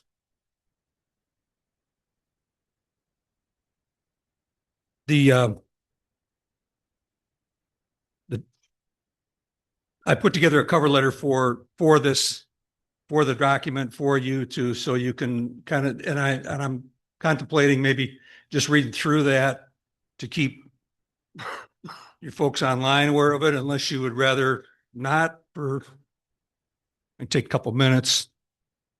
Okay, to run through this. Sure. Whatever, it's your show. Um, to the Planning Commission on April 23rd, 2026, to the Gerrish Township Planning Commission members, the Gerrish Township Health of Higgins Lake Initiative Septic Committee has been working for the last year and has recently completed its draft ordinance. We submitted it to the steering committee, who upon review forwarded to the township board. The board voted on April 14th to forward the ordinance to the Planning Commission for additional review, comment, and refinement. Jim Anderson, your PC member and liaison between the township board and the PC, suggested that I attend your next meeting and present this draft and initial communication. Attached is the ordinance titled the Gerrish Township Wastewater and Private Water Supply Ordinance. It reflects the township's first coordinated effort to address on-site wastewater and private water supply oversight in a proactive way. The purpose of this transmittal, the draft ordinance is being forwarded to the Planning Commission so that it can be reviewed, refined as needed, and then returned to the Township Board for additional consideration, public hearings, and decisive action. The ordinance is intended to establish a local framework for protecting public health and the water quality of Higgins Lake by regulating on-site wastewater treatment and disposal systems and private water systems. A brief history. The Health of Higgins Lake Initiative was created by the Gerrish Board in early 2025 and formed committees to study conditions around the lake, including septic systems. The Septic Committee began meeting in early 2025 and adopted the theme of education, evaluation, and execution, beginning with public education, then evaluating existing conditions, and finally developing ordinance concepts and draft language. As the committee reviewed local conditions, it became clear that the existing oversight of on-site systems was limited and that a more comprehensive approach was needed. The committee gathered input on ordinance attributes, reviewed other local ordinances as models, and worked with the Central Michigan District Health Department to shape a draft that could be administered and enforced effectively. Some of the pertinent details. The draft ordinance would apply to all on-site wastewater treatment and disposal systems and private water supply systems in Gerrish Township, including residential, seasonal, and commercial properties, while excluding any public water supplies regulated by higher authorities. Some of the key provisions include the Health Department permitted construction, installation, and alteration of systems, baseline and periodic inspections with older systems lacking documentation required to obtain a new baseline inspection, maintenance and pumping requirements established through the supporting policy, setback and construction standards, including a minimum of 100-foot setback from the surface water and a 50-foot setback from drinking waters, inspection requirements before property transfer and before certain building permits are issued, test drinking water for bacteria and nitrates during inspection for transfer, required remediation of failed or non-compliant systems within 6 months, subject to limited extensions, enforcement tools including civil and criminal penalties, compliance tracking, and Township Health Department coordination, limited variances, stricter standard provisions, severability, repeal language, and an effective date of 30 days after publication. The action requested of the commission. Please review the draft ordinance and provide any comments, edits, and recommendations for revision. The Science and Septic Committee chairpeople recently agreed that the members of the Groundwater and Wells Group be moved to the Septic Committee. The efforts of both groups will be melded together and, if necessary, suggest modifications to the draft ordinance for your consideration. The Septic Committee continues to meet every 2 weeks and discuss new or outstanding topics that may affect the eventual ordinance. We appreciate that future suggestions will be delivered to the Planning Commission for consideration. This draft represents a major step toward the township-wide framework for septic and private water supplies oversight with the goal of protecting public health and the health of Higgins Lake. And I'm available by phone or text or whatever. So then followed up with that is the draft ordinance itself. The township, or not the township, but the septic committee, like I said, started a year ago on it. We met with about 10 people and came up, discussed a lot of different pieces, looked at some different ordinances, came up with a list of attributes that we wanted to be sure got included, and melded those into a document that resembles anyway, an ordinance. We didn't intend for it to be an ordinance that you adopt by any means, but it was easier for us to put it in this kind of a format, and hand it to you rather than give you a wish list of things we'd like to see done. So that's why it's in this kind of a form. And, of course, I'm not going to go through the ordinance. You can do that as you get into the review, whenever that might be. On the last of it here, there's some definitions that were appended to it that came along a little bit after our initial draft was finished. And then septic inspection, a list of inspectors, and a list for the inspection checklist that was going to be in there as we go through and inspect the properties. I think the biggest thing that I guess I would offer up is that this is what we would like this to be, is an inspection or an inventory based ordinance to start with. So we could start with identify, and we've done a lot of this work already. I mean, we've got, and I can show you that density map we talked about, and I don't think for now, but at any time you want to look at it, the database that we've put together. I've talked to some of you folks about it already. You're aware of it. Others of you aren't, but we've collected information on each property in the township, and for that part, most of Lyon Township as well. We're waiting on the health department stuff for Lyon, but for all of Gerrish Township, obviously that's what we're focused on here. We've gathered together data on the demographics of each property, and then everything that the health department's got on file, and then everything that is listed in Eagle's Well Logic is all consolidated into one relational SQL relational database, so that it can be easily queried. And then one of the outputs of that is into an Excel database that is an Excel sheet that is easier for the majority of us to look through and sort and filter and ask questions about. So that stuff is available. We continue to work with it. We're continue to develop it. So that's kind of where this stands right now.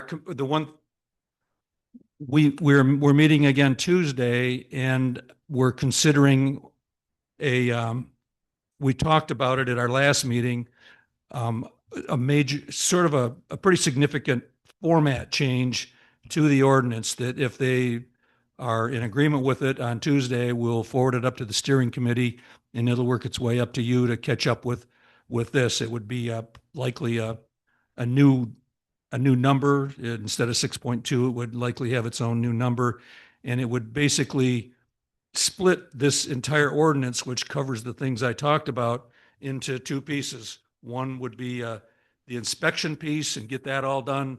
And then once that's done, then move on to an enforcement piece. And we're going to kick that around one more time and see if that doesn't make more sense. So if so, then that'll be coming. And I'd like to think we'd have that to you if we're going to do it, if we're going to propose it probably before your next meeting. And I can certainly let Jim know. He'll know, and it can keep people advised if that's in the offing or not. Yeah, just now our board read this already, and after it went through the steering committee, and have then agreed to send it on to this board for consideration.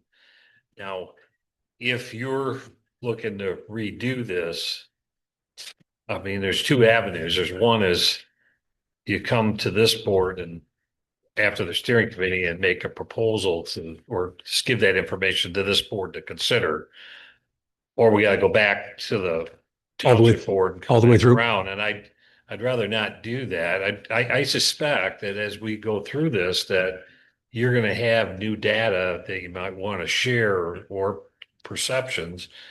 And then secondly, the health department is offered to help us write this ordinance. I think, Tom, you were at that meeting that she was there, and it was one of the septic meetings. She said that she would be happy to work with us with this ordinance, which I think we should take her up on.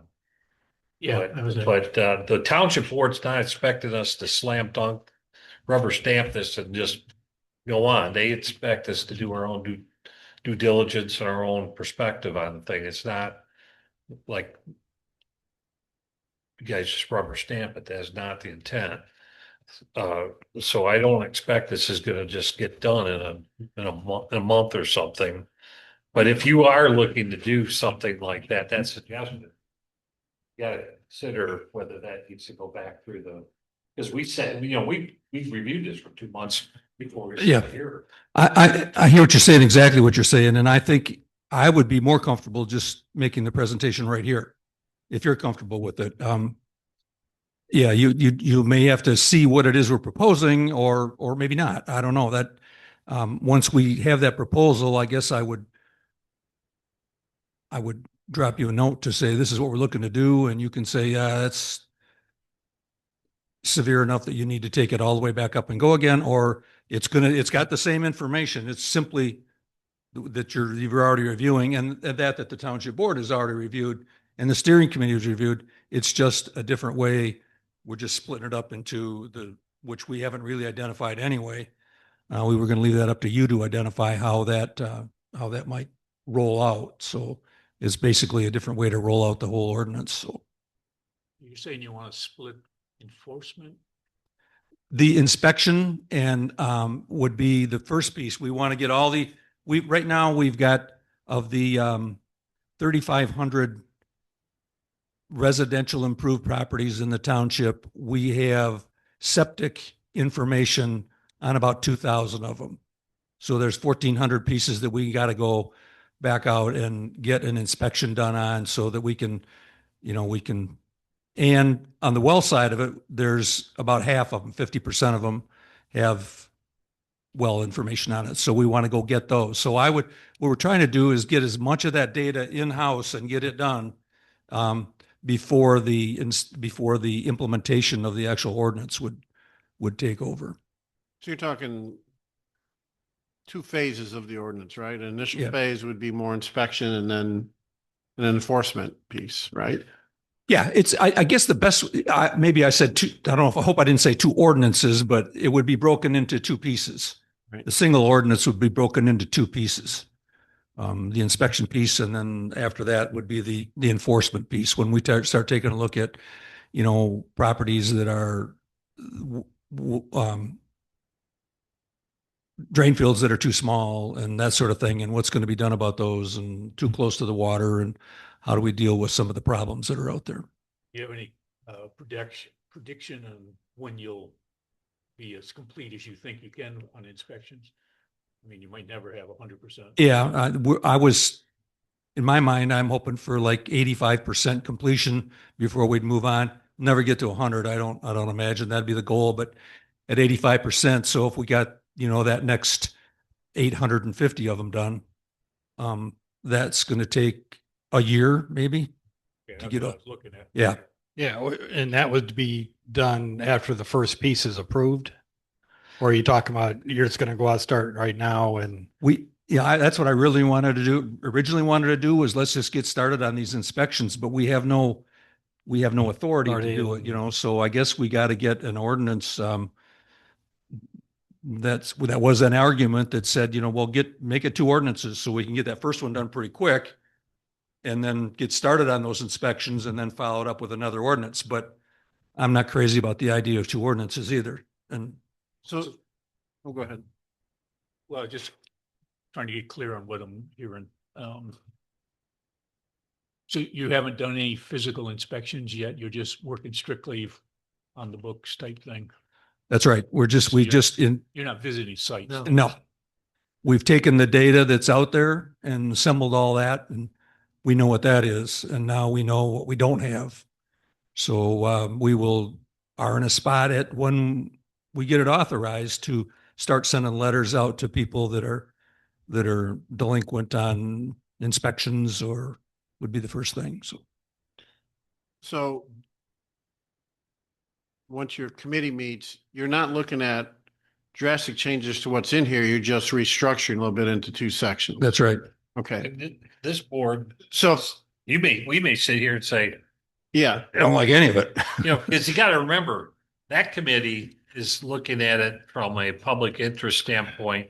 None of them have any that I know of experience as far as sitting at a table like this and then going to the, this has got to pass this board right. recommendation and it's got to then get to my board.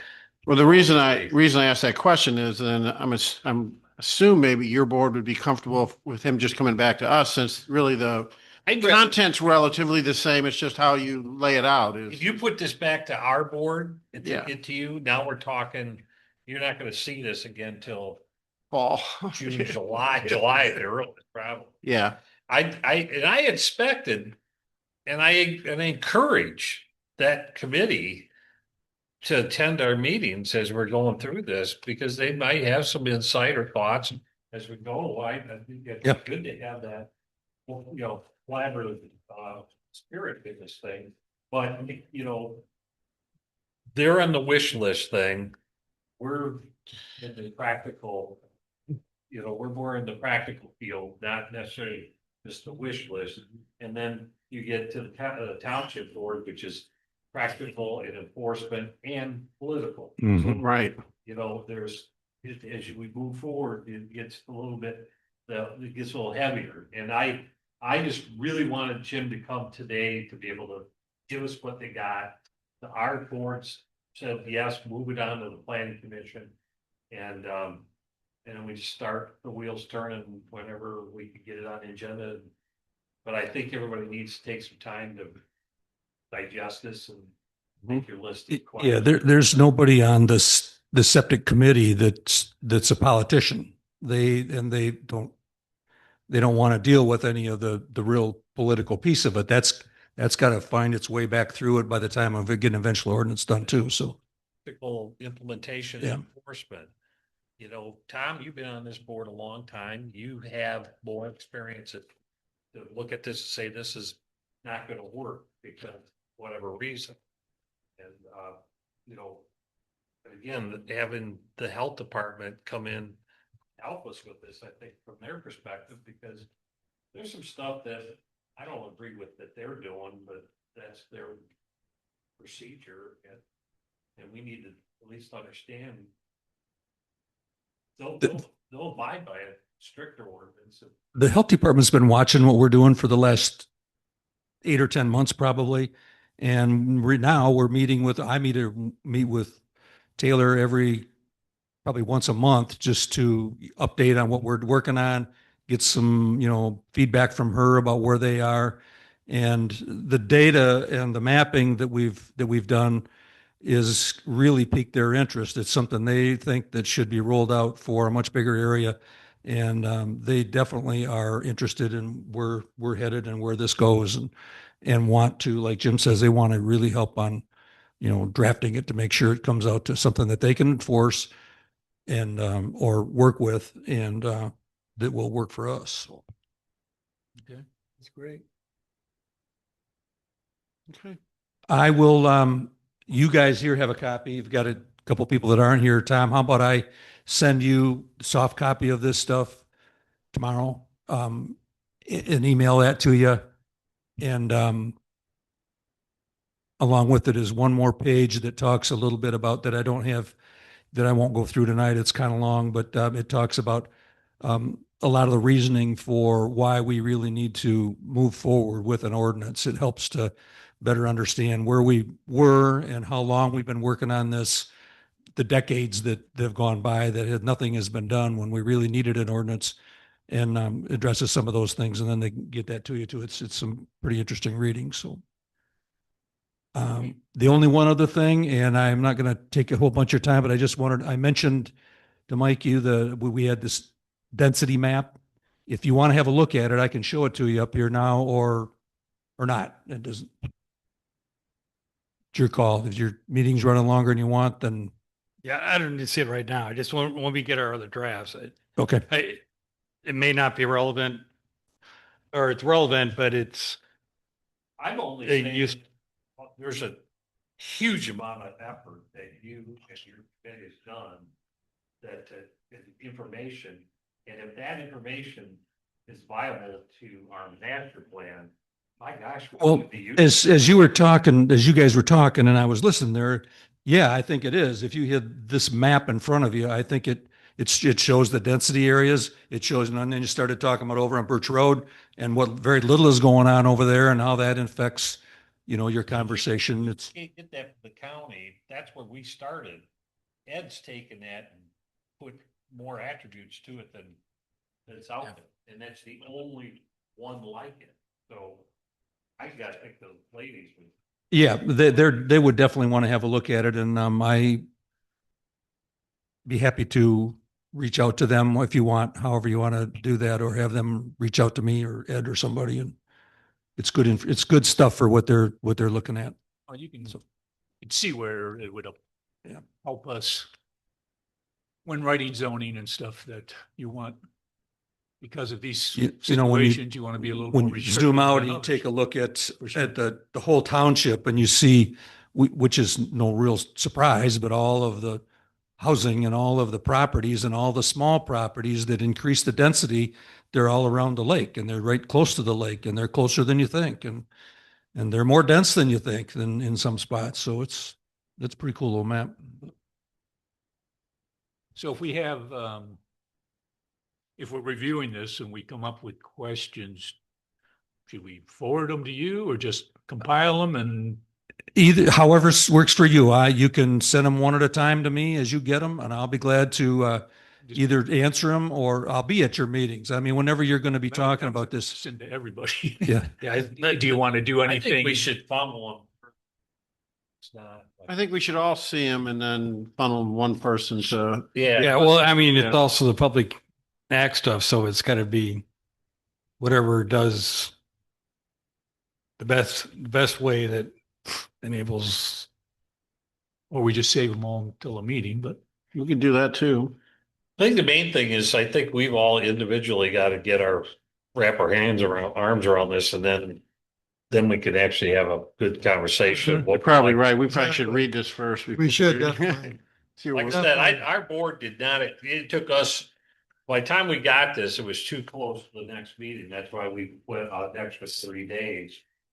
And I think this is gonna be a slow walk for a while. It's not gonna be a slam dunk. It's a good document. It's not perfect by any means. It was intentionally left parts of it that need a different look at it, your look, and then maybe the board's looked. And so it's definitely got a few spots that need to be addressed. So, but overall, I think it's a pretty good start. okay, Thank you. good to know we're moving forward. Yeah. Thanks. Thanks. You bet.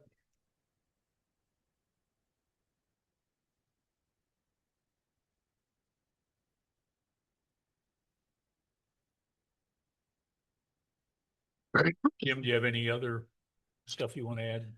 That was my report, but I will tell you the STR rollout is on May 1st. Mary's getting a lot of calls.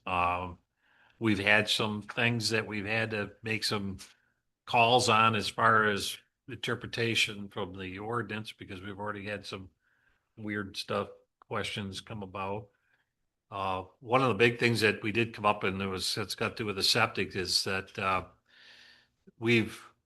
the way the ordinance is written, it's a little ambiguous as far as, people are supposed to give a report from the health department as to their, number of bedrooms and the size of the tank. And some people don't have knowledge of that.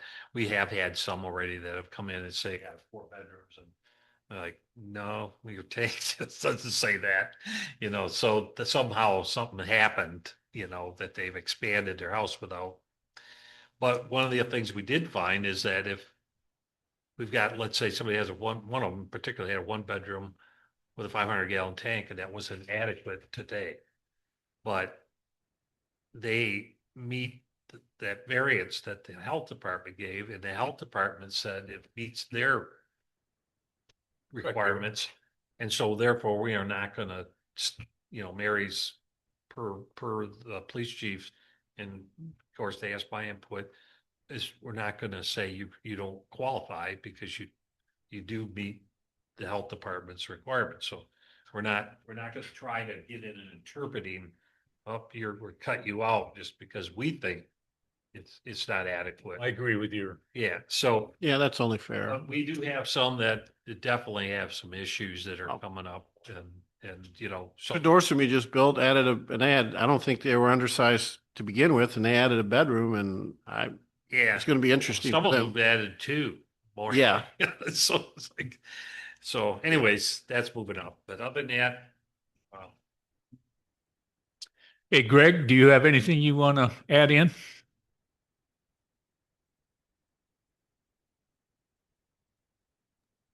Yeah, I don't have anything else to say at this point. Okay. Will you be back by May 28th? Yes, I will. Mhm. Okay, good. Good to have you. Public comment, did you want to say anything? No? Okay, Thank you. good to see you. Okay. So our next regular meeting, or our next scheduled meeting will be moved to the 28th.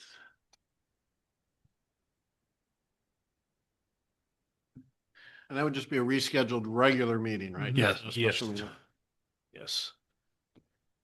Do you let them know or? I'm doing it right now. Okay, Just from the ZBA stuff, we haven't had any ZBAs yet, but there's one pending that may come up at the end of May. So it's been nice because last year we had about 5 or 6 by this time already. oh. So it's been a little quieter, Yeah. little. Okay, if there's nothing else, motion to adjourn? I make the motion to adjourn. Second? All in favor, say aye. Aye. I Good meeting, guys.